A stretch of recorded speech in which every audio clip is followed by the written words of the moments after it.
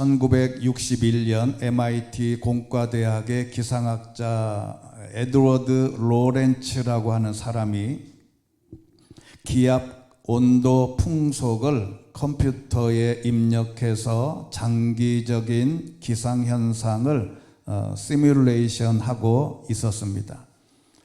그는 소수점 이하 6자리까지 입력해서 시뮬레이션의 결과를 화면으로 확인한 다음에 이를 출력할 때 인수의 분량을 줄이기 위해서 소수점 이하 3자리까지만 입력했다고 합니다.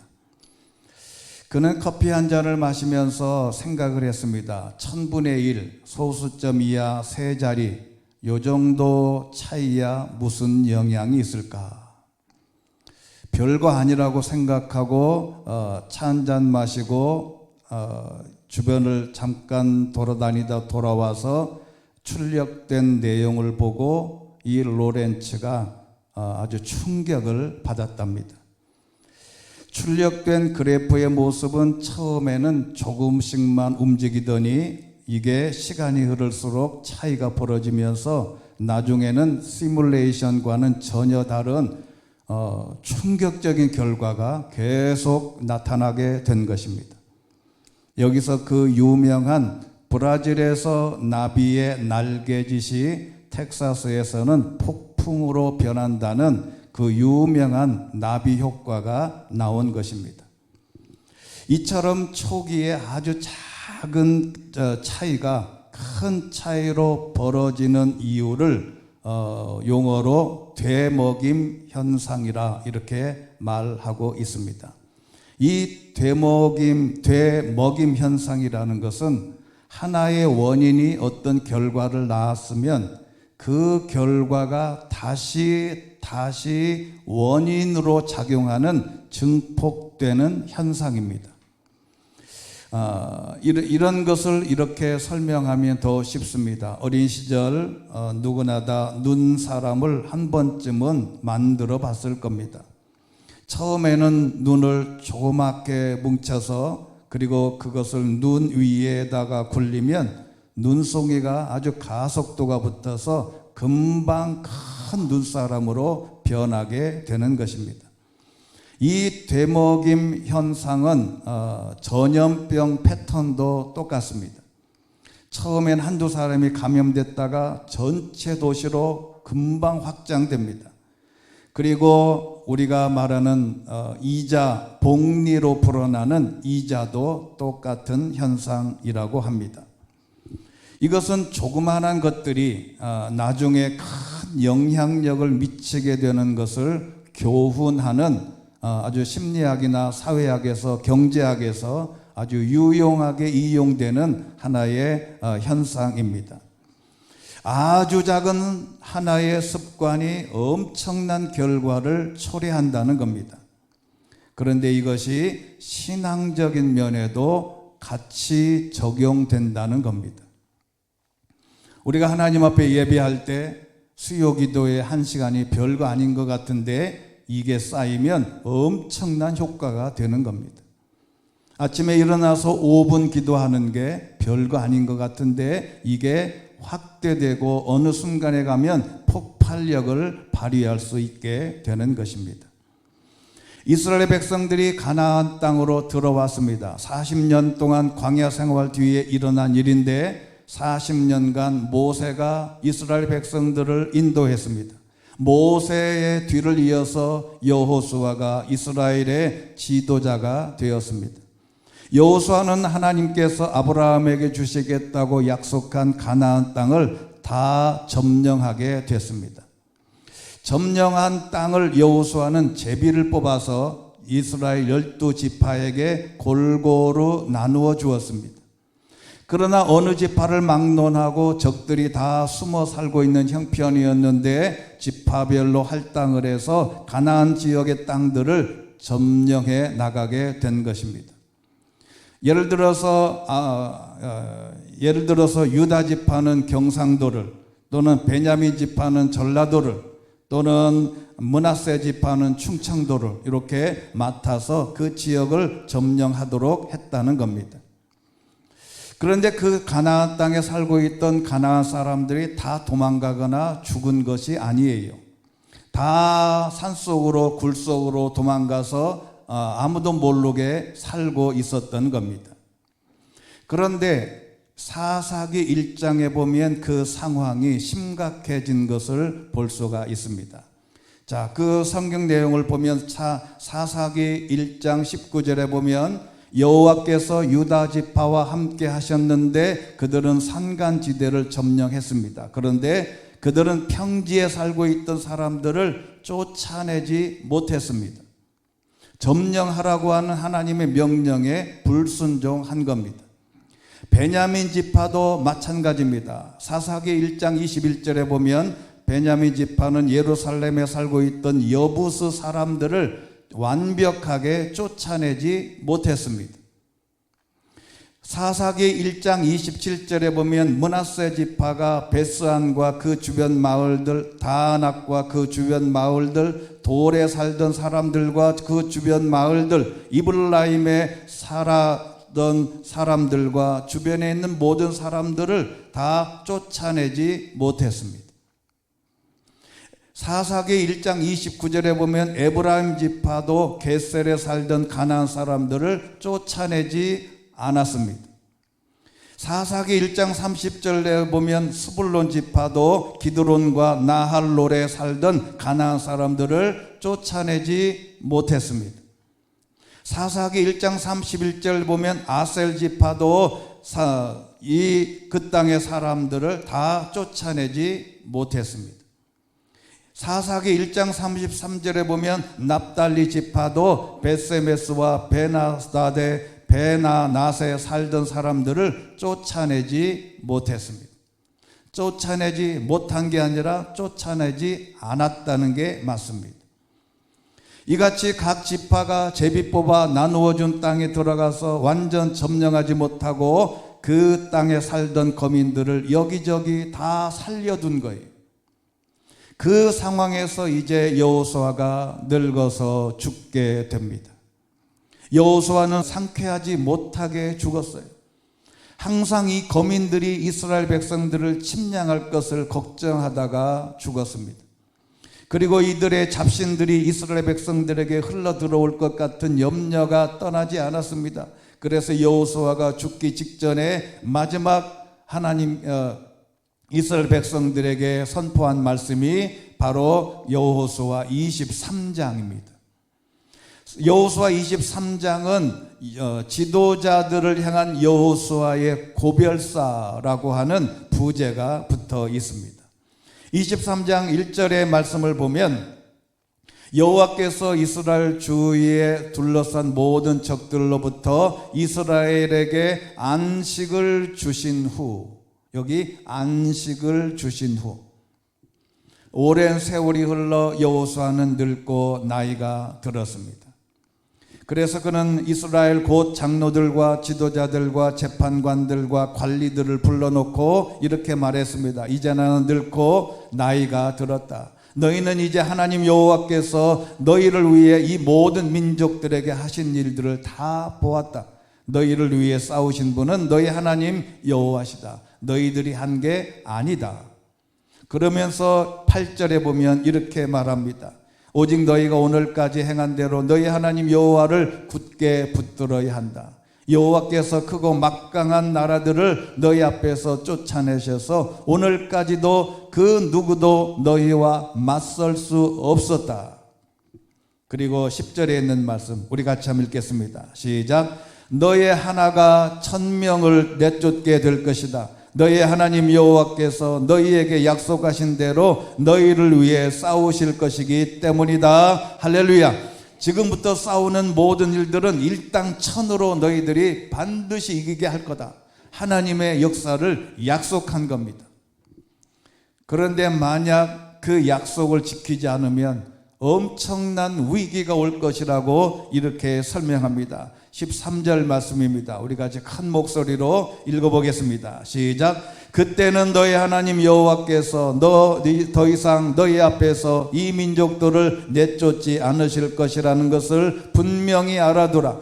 그리고 그들은 너희에게 덫이 되고 함정이 될 것이요 너희의 옆구리에 채찍이 되고 너희의 눈에 가시가 돼 너희가 결국에는 너희 하나님 여호와께서 너희에게 주신 이 좋은 땅에서 망하게 될 것이다. 아멘. 만약에 쫓아내지 않으면 너희들은 곧 망하게 될 거다.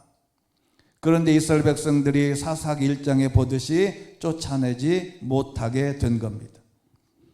여러분, 백성들은 지금까지 모든 것에서 이겼습니다. 모든 것이 잘 됐어요. 이집트에서 살다가 400년을 살다가 출애굽하는 결단을 했습니다. 물도 없고 양식도 없고 사막에서 40년을 살았습니다.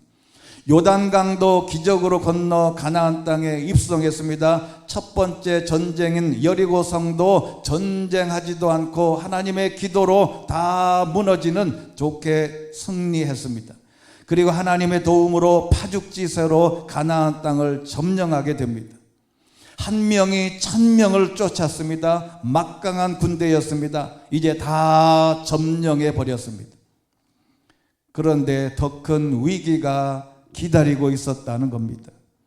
그 남겨두었던 거민들과 왕래하기 시작한 겁니다. 그들의 우상을 받아들인 거예요. 하나님을 잊어버리기 시작했습니다. 예전에 하나님의 은혜와 기적을 다 잊어버렸어요. 평안해졌습니다. 안식이 찾아왔어요. 더 이상 기독거리가 없습니다. 적들도 눈에 보이질 않아요. 그래서 그 거민 처녀들과 결혼하기 시작합니다.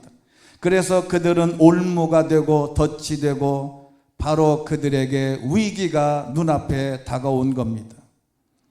여러분, 그 거민들과 결혼한 게 뭐가 잘못이냐고요? 그렇지 않습니다. 그 당시에는 모든 여자들이 그들의 이방신상을 철저하게 믿고 있었어요.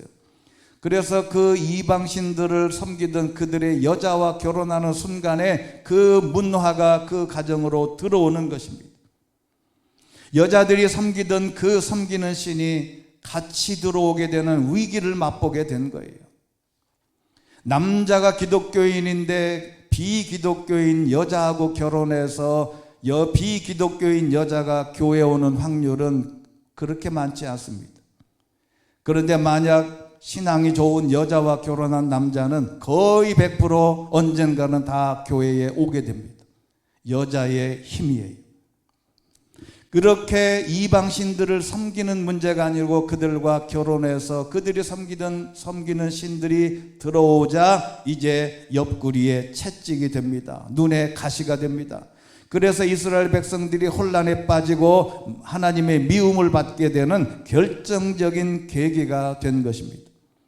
이스라엘 백성들은 항상 문제의 불씨를 이제 안고 살게 되어 있는데 우리는 삶에서 어떤 불씨가 있느냐 한번 점검해 볼 필요가 있습니다.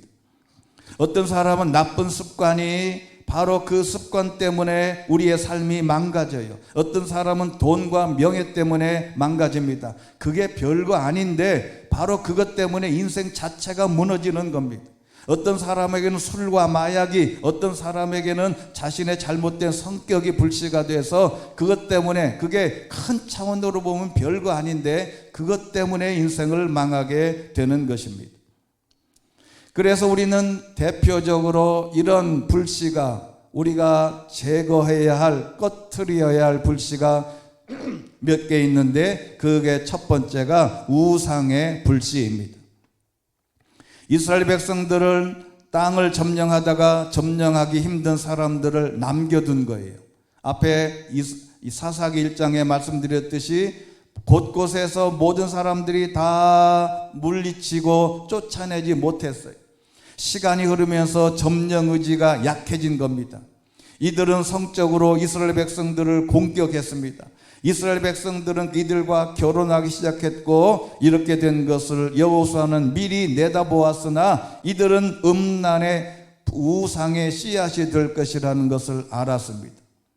앞으로 올무가 되고 덫이 되고 가시가 되고 채찍이 돼서 너희들을 골탕 먹이게 될 것인데 그래서 이들과는 결혼하지 말라.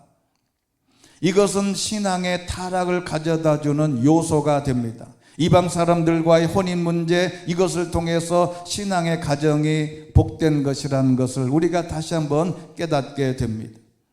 우상숭배는 10계명의 1계명에 이렇게 말했습니다. 나는 너를 이집트에서 종살이하던 집에서 이끌어낸 내 하나님 여호와다. 너는 내 앞에서 다른 어떤 신도 없게 해라. 4절 말씀 보면 너는 너 자신을 위해 하늘에 있는 것이나 땅에 있는 것이나 물속에 있는 어떤 형태로든지 우상을 만들지 마라. 5절 말씀을 우리 같이 한번 읽겠습니다. 시작. 너는 그것들에게 절하거나 예배하지 마라. 내 하나님 나 여호와는 질투하는 하나님이니 나를 미워하는 자들에게 대해서는 아버지의 죄를 그 자식에게 갚되 3, 4대까지 갚고 나를 사랑하고 내 계명을 지키는 자들에게는 1000대까지 사랑을 베푼다. 할렐루야. 하나님이 명령하신 것은 하나님께서 복을 주실 건데 우상을 만들지 마라. 그런데요, 우리는 바로 이런 우상은 만들지는 않아요. 우리가 지금 우리 앉아 계신 우리 모두가 다 실제적으로 어떤 우상을 만들어 섬기지는 않습니다. 그런데 보이지 않는 우상이 있습니다. 첫 번째는 물질과 재물의 우상입니다. 이 시대는 물질적 부와 재물은 하나님보다 더 신뢰받는 우상이 되어버렸습니다. 마태복음 6장 24절에 이렇게 말씀했습니다. 너희가 하나님과 재물을 함께 섬길 수 없다. 그런데 우리는 물질과 재물을 하나님보다 더 섬길 가능성, 이것이 우상일 가능성이 있습니다. 두 번째는 자아와 자존심입니다. 현대인들은 자신을 신격화하는 경향이 많습니다. 내 감정, 내 생각, 내 만족, 내 생각이 옳다는 자만이 진리처럼 여겨질 때 자아는 강력한 우상이 됩니다. 그래서 로마서 12장 3절 말씀 보면 마땅히 생각할 그 이상의 생각을 품지 말아라. 세 번째는 성공과 명예입니다. 세상적 성공과 인정을 최고의 목표로 삼는 순간 그것은 하나님을 대신하는 우상이 됩니다. 요한일서 2장 16절 말씀 같이 한번 읽겠습니다. 시작. 이는 세상에 있는 모든 것들 곧 육신의 탐욕과 안목의 정욕과 세상살이의 자랑은 아버지에게서 온 것이 아니라 세상으로부터 온 것이기 때문입니다. 아멘. 성공과 명예를 추구하다가 살인하고 죽이고 사기치고 이 땅은 바로 오물이 되는 것입니다. 네 번째는 권력과 지위입니다. 권력은 인간의 아주 본성적인 욕망이에요. 성경은 하나님 외에 다른 권세를 우상화하지 말라라고 하면서 예수님이 이렇게 말씀하셨습니다. 마태복음 20장 26절 너희는 그렇게 해서는 안 된다. 오히려 누구든지 너희 중에서 큰 사람이 되려는 사람은 너희를 섬기는 사람이 되어야 하고 누구든지 첫째가 되려는 사람은 너희의 종이 되어야 한다. 이 시대는 종이 되는 사람이 없습니다. 종이 된다고 사기치지만 실제로 권력을 잡으면 그렇지 않습니다. 섬기는 사람이 진짜 하나님의 사람으로 설 수 있는 시대가 오기를 우리는 기대합니다. 그리고 다섯 번째는 인간관계에서 바로 가족의 문제입니다. 마태복음 10장 37절에 있는 말씀 누구든지 나보다 자기 부모를 더 사랑하는 사람은 내게 합당하지 않다. 나보다 자기 아들, 딸을 더 사랑하는 사람도 내게 합당하지 않다. 이것도 우상이 될 수 있습니다. 내 부모가 때로는 내 자녀가 우상이 돼서 거기에 목숨 걸다가 거기에다가 그게 우상이 될 가능성이 많다. 여섯 번째는 지식과 학문입니다. 학문적 지식이 하나님을 대신할 때 인간은 너무 교만해져요. 그래서 많이 배우면 배울수록 지식이 높아갈수록 하나님의 진리에서 떠날 확률이 많습니다. 고린도전서 8장 1절에 보면 우리 모두가 지식이 있는 줄로 압니다. 그러나 지식은 사람을 교만하게 하고 사랑은 모두를 이롭게 한다. 여러분, 내가 가진 지식이 교만해지지 않도록 하나님의 사랑으로 잘 이용해야 된다고 하는 것입니다. 그리고 종교적인 형식입니다. 예배 형식, 교회 건물, 의식 등이 본질보다 앞설 때 그것은 신앙의 우상이 됩니다. 여러분, 이사야서 1장 13절 말씀 우리 같이 한번 읽겠습니다. 시작. 너 더 이상 헛된 재물을 가져오지 말라. 재물 타는 냄새도 역겹다. 초하루와 안식일과 집회의 선포를 견딜 수 없다. 악을 행하면서 성회를 여는 것을 참을 수 없다. 이사야 선지자가 재물 타는 냄새도 역겹다고 표현한 것은 기가 막힌 일입니다. 여러분, 요즘에 요즘에는 유튜브가 너무 좋은 영상들이 많고 또 볼만한 영상들이 참 많아요. 제가 어느 날 코스타라고 하는 그 외국에서 우리나라의 강사들이 가서 외국에서 집회하는 큰 집회가 있어요. 근데 거기 그 집회를 제가 한 3시간짜리인데 제가 그 집회를 저는 그 멀리 못 가니까 그 영상을 보다가 중간에 보다가 확 꺼버렸어요. 너무너무 제가 충격을 받은 거예요. 왜 충격을 받았냐면 거기에 한 3,000명, 2,000명 모여있는 청년들이 찬양을 하는데 그곳이 강남의 클럽인지 교회인지를 분간이 안 돼요. 여러분, 저는 클럽을 한 번도 가본 적이 없지만 클럽에서 춤추는 남녀들이 술 먹고 춤추는 장면의 드라마가 얼마나 많아요. 그 드라마에서 춤추는 그 모습이나 예배 현장에 왔다고 하는 청년들이 거기서 들고 뛰고 하는 모습이 똑같아요. 여러분, 제가 그 모습을 보고 이제 이게 뭔가 싶어요. 여러분, 우리가 하나님 앞에서 예배할 때 다윗처럼 바지가 벗겨지도록 춤추는 것은 이해되지만 기독교가 바로 그 그룹 사운드 하나에 의존해서 지금 한국 교회의 모든 곳이 다 그래요. 여러분, 잘 봐야 됩니다. 그거를. 웬만한 교회들이나 영락교회나 소망교회 같은 교회들은 정상적인 예배로, 저희도 우리 교회도 마찬가지예요. 주일 낮 예배는 모든 부분이 예식에 갖추어서 정상적으로 잘합니다. 그런데 대한민국의 많은 교회들이 예배 전에 그룹 사운드 형식으로 노래를 너무 많이 해요. 그리고 사회적으로 어떤 집회나 사회적으로 하는 거리에 나가보면 그냥 그룹 사운드로 계속 노래만 하고, 지난번에 우리나라의 무슨 희년 제도로 해서 월드컵 경기장에서 집회할 때도 저도 충격을 받았어요. 여러분, 거기에서 3시간을 하는데 2시간 동안 그룹 사운드 갔다가 노래만 계속 하는 거예요. 아무런 예배의식이 없어요. 제가 그걸 탓하는 게 문제가 아니고, 우리가 종교적 형식이라고 하는 것은 하나님의 말씀의 본질에 적합한 것을 찾고 말씀 중심으로 그 모습을, 예배 형식을 무너뜨리면 안 됩니다. 캐톨릭은 2000년이 넘어도 그 예배 형식을 지금까지 안 바꿔요. 바꿀 필요가 없는 겁니다.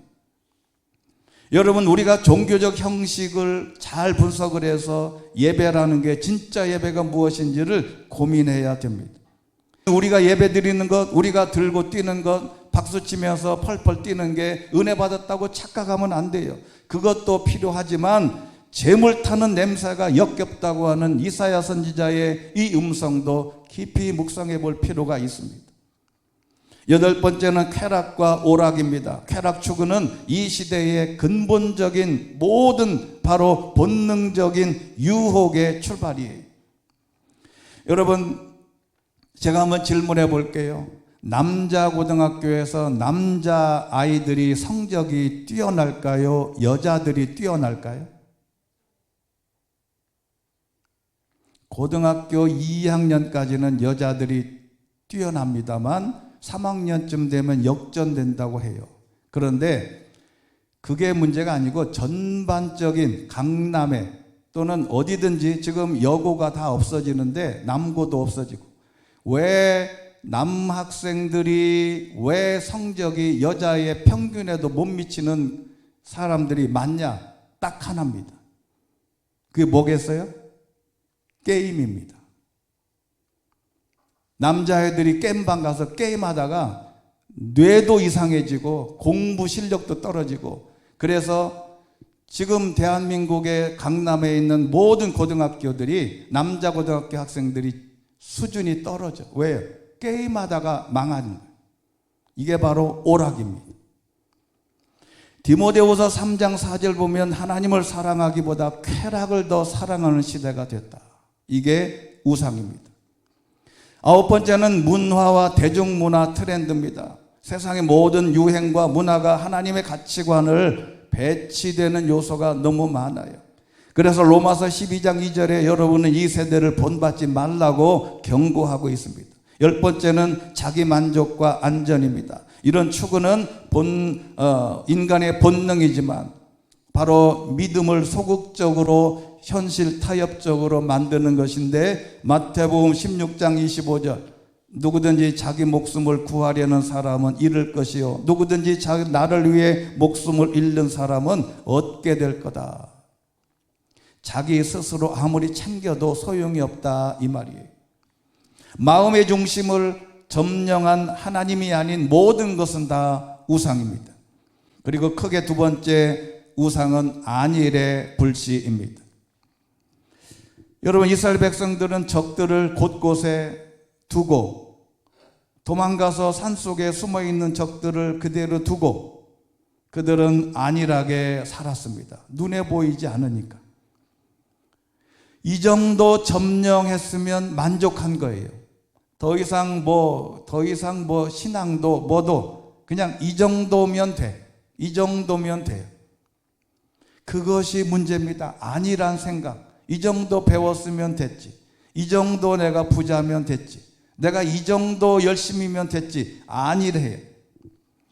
하나님은 이렇게 말씀하신 적이 있습니다. 여호와께서 크고 막강한 나라들을 너희 앞에서 쫓아내셔서 오늘까지 그 누구도 너희와 맞설 수 없었다. 너희 하나가 1000명을 내쫓게 될 거다. 너희 하나님 여호와께서 너희에게 약속하신 대로 너희를 위해 싸우실 것이기 때문이다 라고 말을 했는데도 산속으로 가서 물리치고 쫓아낸 게 아니고 거기 그냥 안일하게 무너져 있었습니다.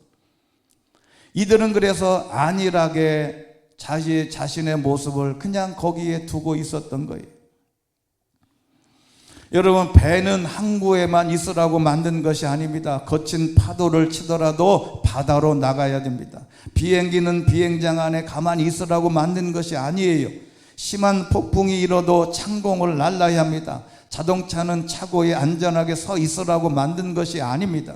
사고의 위험이 있더라도 거리를 달려야 합니다. 사업가는 빚을 지더라도 사업을 벌려야 하고, 스키 선수는 다리가 부러지고 험준한 스키 코스가 있다 하더라도 도전해야 됩니다. 군인은 죽는 한이 있더라도 총뿌리를 대고 적과 싸워야 되고, 수영 선수는 물속에 빠져 죽는 위험이 있더라도 물속으로 뛰어 들어가야 합니다. 안일에 빠지면 아무것도 할 수가 없습니다. 모세는 40살까지 공중에 살았습니다. 그런데 궁중의 안일함보다 이스라엘 백성들을 인도하는 모험을 택한 것을 히브리서 11장 24절에 그는 잠시 죄악의 쾌락을 즐기는 것보다 하나님의 말씀에 순종한 것입니다. 80세에 순종해서 40년 동안 하나님의 위대한 역사를 이루고 120살까지 살 수 있는 수명을 하나님이 주신 것입니다. 아브라함도 안위를 거부하고 자기의 고향을 떠나서 위대한 하나님의 사람으로 서게 된 것입니다. 그리고 세 번째 중요한 것은 불신앙의 불씨입니다. 이 불신앙의 불씨는 뭐냐면 10절에 있는 말씀 우리 같이 한 번 더 읽겠습니다. 시작. 너의 하나가 1000명을 내쫓게 될 것이다. 너의 하나님 여호와께서 너희에게 약속하신 대로 너희를 위해 싸우실 것이기 때문이다. 아멘. 그런데 이 말씀을 믿고 도전해서 쫓아내야 되는데 안 했습니다. 왜요? 무서워서 하는 거지. 이 하나님의 말씀을 못 믿어요. 믿지 않습니다. 산속은 위험하다고 쳐들어가지 않습니다. 철병거라는 무기가 무섭다고 진군하지 않아요. 왜요? 하나님의 말씀은 가서 이길 수 있다고 말하는데 철병거가 무섭고 그들이 군인이 무섭고 사람이 무서워. 하면 모든 것이 하나님이 책임져 주신다는 것인데 불신앙으로 안 믿습니다. 빌립보서 4장 13절 말씀, 내게 능력 주시는 분 안에서 내가 모든 일을 감당할 수 있습니다 라고 했는데 그 말씀은 그냥 성경 말씀으로 지식으로만, 문제만 생기면 벌벌벌 떨고 요동하고 주눅들고 두려워 밤잠을 못 잡니다. 하나님의 말씀을 믿지를 않아요. 하나님의 말씀이 내 마음에 와닿지를 않아요. 정작 어려움을 당하면 울고불고 난립니다. 이사야서 41장 10절, 그러니 두려워하지 말라, 내가 너와 함께 있다, 걱정하지 마라 라고 말을 했는데도 걱정이 태산이에요. 하나님이 이렇게 말씀하셨으면 그대로 믿어야 될 거 아니에요. 걱정하지 마라. 하나님이 내가 너를 강하게 하고 너를 도와주겠다, 내 의로운 손으로 너희를 붙들어 주겠다 라고 말했으면 이 말씀을 마음으로, 생각으로, 모든 것으로 믿게 되시기를 주의 이름으로 축원합니다. 여러분, 이걸 안 믿는다니까요. 불신앙이 다른 게 아니에요. 하나님의 말씀이 주어졌으면 그 말씀대로 순종하고 붙잡고 기도하면 하나님의 놀라운 기적이 이루어질 줄로 믿습니다. 요한복음 15장 7절 말씀 보면, 만일 너희가 내 안에 있고 내 말이 너희 안에 있으면 너희가 원하는 것이 무엇이든지 구하라, 그러면 그대로 이루어질 것이다 라는 말씀이 있는데 이 말씀을 안 믿는다니까요. 이게 바로 불신앙이에요. 교회 와서 예배는 드리고 설교는 많이 듣고 유튜브에나 모든 방송에서 모든 말씀들이 다 떠돌아다니는데 그 말씀은 듣기만 했지 이 말씀은 안 믿는다니까요. 불신앙으로 우리의 신앙이 무너져 있습니다. 그 대표적인 사람이 아브라함이 그랬습니다. 하나님이 너는 하늘의 별과 같이 바닷가의 모래같이 내가 너희의 후손을 줄 거라고 약속했는데 이 말을 못 믿었어요. 85세에 70세에 그 말씀을 듣고 15년을 기다렸는데 하나도 안 보여. 그래서 자기의 몸종이었던 하갈에게 하나님께서 주신 줄로 알고 이스마엘을 낳은 거 아니에요. 그 이스마엘을 낳은 그 자손이 바로 지금 아랍 자손입니다. 거기에 있는 사람들, 아랍 자손, 사우디아라비아, 요르단, 그리고 이라크, 이란, 그 사람들이 다 이스마엘 자손들이라고. 그 사람들이 지금까지 이스라엘과 전쟁하고 있는 원인을 제공한 사람이 아브라함입니다. 왜요? 하나님의 말씀을 불신앙했기 때문에 벌어진 일입니다. 우리는 하나님의 능력을 믿어야 합니다. 그분이 함께 하시면 된다는 믿음을 확실히 가져야 우리의 불신앙의 불씨를 물을 확 뿌려서 꺼버려야 돼요. 믿으면 하나님의 역사하신다. 불신앙은 하나님이 가장 미워하시는 것임을 우리가 믿음으로 고백할 수 있게 되기를 주의 이름으로 축원합니다. 하나의 예를 들고 말씀을 맺겠습니다. 하버드 대학 출신인 최재천 교수님이라는 분이 있습니다. 자, 이분이 여러 가지 강연을 했는데 이분이 유퀴즈에도 나오시고